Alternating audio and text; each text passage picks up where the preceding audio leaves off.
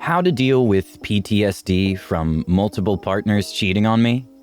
I, 30 male, am starting to come to the realization that I might have some permanent trauma that's affecting my ability to be in any relationships. I've had 4 serious relationships in the past and was cheated on either physically or emotionally in 3 of them. First time it happened was my first girlfriend ever when I was a teenager. She started talking to some guy online, started having less and less time for me, then ended up breaking things off with me to be with her online boyfriend. Whatever, we were kids. She never even met the guy IRL. Hurt, but I moved on.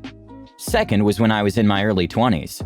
Relationship had a lot of drama. We were drug users. We moved to a different state together to get clean, but I had to go back home because I had a court date.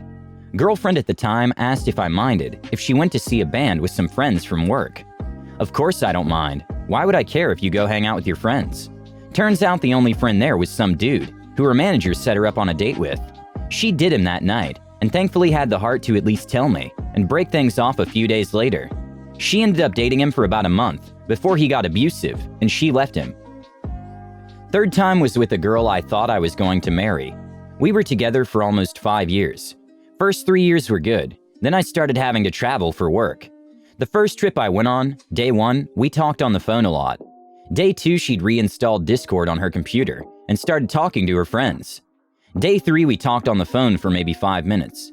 By day 4, I could barely get her to respond to a text. A few months later, she confessed that she slept with her ex when we first got together. I couldn't be too mad about it. It happened right after we met, before we were even officially dating or anything, but it still hurt. After my first work trip, she continued to grow more and more distant. We lived in the same house, but she'd spend days at a time in her office, playing video games with other boys on Discord. It eventually got to the point where she was sleeping on the floor in her office, wouldn't come down to eat or watch TV at all. After a year of putting up with this, I told her that she had to change or we were done. She decided she'd rather break up than stop talking to these people online. A few months later, she'd paid to have some kid in his early 20s flown out to live with her, and now they're married. There's a saying I've heard many times that goes something like, if you run into jerks all day, you're the jerk. It's something I firmly believe in, so maybe something is wrong with me. I know I'm no saint. I've never been unfaithful, but I've had issues with drugs and alcohol addiction throughout my life. I've spent a lot of time working on myself to become a better person, and I think I've been fairly successful. I've quit the drugs. I've quit the drinking. I've done a lot of spiritual work and spent a lot of time healing and trying to recover with trauma from my past. Now I'm in a relationship with a beautiful woman who I love deeply. The problem is, every time we have a good day together or do anything romantic, the next day I wake up feeling like poop. I'm terrified she's gonna cheat on me too, or leave me like the rest of them did. It does not help that I know she's cheated on a partner in the past. I have no idea how to deal with this. I'm looking into therapy, but I've been in and out of therapy for my whole adult life, and I'm sure as many of you know, finding a good therapist is harder than finding a needle in a haystack. I'm at a really low point today, and I have no idea what to do. I'm tired of living in fear. I just want to be happy. Okay, now for the top comments for this post. I know people suggest therapy often with good reason, but I think it could be of real use here to help you process this. Find out what character trait 2 and 3, I'm assuming there was an EA going on if she flew someone out so quickly, mixed with the red flag she was waving, share.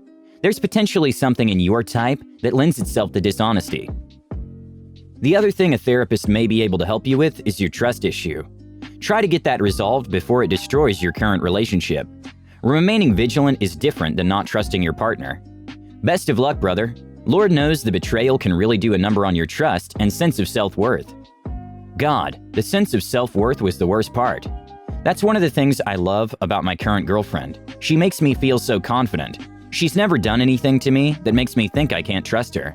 But there's that little voice in the back of my head all the time that's just telling me it's all fake, and she's going to cheat just like the rest of them did. Firstly, I'm so sorry that you've been through these experiences. EMDR therapy may be what you need to overcome your past traumas. Okay, now time for story 2. So, names will be X1 and X2. I, 38 male, have been married twice. My first marriage with X1 was a disaster from the beginning, as she would use me as a paycheck, tell me what I could and couldn't wear, and generally run my life, along with saying she wanted a kid, even though in the bedroom was about as boring as humanly possible. I gained about 50 pounds because I eat when I'm depressed and have been for years. She then started hitting me, then admitted talking to other guys online, and we divorced towards the end of 2012. After dating a bit, I met a girl, X2, in March 2013 at the age of 29, and we hit it off then in May 2013. I was feeling very tired and had a temperature of around 104, to which she took me to the hospital, and we found out my aortic valve had disintegrated, causing a massive open heart surgery again. First one was at 16. Even though I nearly died several times from complications during the surgery, resulting in the doctor not knowing if he could keep me alive much longer. She was there every day and gave the impression that she cared and asked me to marry her in June 2013. Quick, I know. I was extremely happy being a husband to a woman who appeared to care about me and my opinions, and I got to be a stepfather to a wonderful little boy. I was making more money, and we rented a nice house and putting the kid through Taekwondo. I honestly was extremely happy until 2015. Then, in 2015, X2 told me that if she thought about it, she wouldn't have married me, but said she didn't have any regrets, which is when I started gaining weight again. From 2015 to 2017, I ballooned up to 326 pounds, and in November 2017, the kiddo passed his black belt test. And I found out X2 was cheating on me. She immediately said she wanted a divorce, kicking me out of the home a day before my birthday, into a rented room next door, as I didn't make nearly enough money to afford rent by myself. So, being cheated on happened again, and I closed off entirely. I moved to a new state and a new job where I make even more money, own my own home, and generally don't have many bills, so I can spend money on whatever I want. I went on a few dates and had a couple girlfriends, but couldn't let my guard down. I tried staying in contact with the kid, but never got any response. Then, in August 2019, I suffered a massive stroke, plus half a dozen seizures, which knocked me unconscious, and I was rushed to the hospital, where I again pulled through, with my only issue is a left field vision cut and really bad short-term memory loss. Since then, I have nearly closed myself off completely and just working on me, losing 150 to 160 pounds and getting stronger. I feel pretty good, but continue to not trust really anyone except my dog.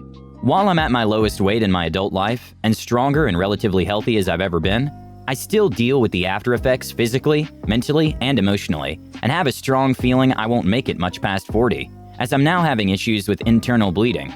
All the medications I'm on are having side effects, and have a connective tissue disorder, leads to pain every day.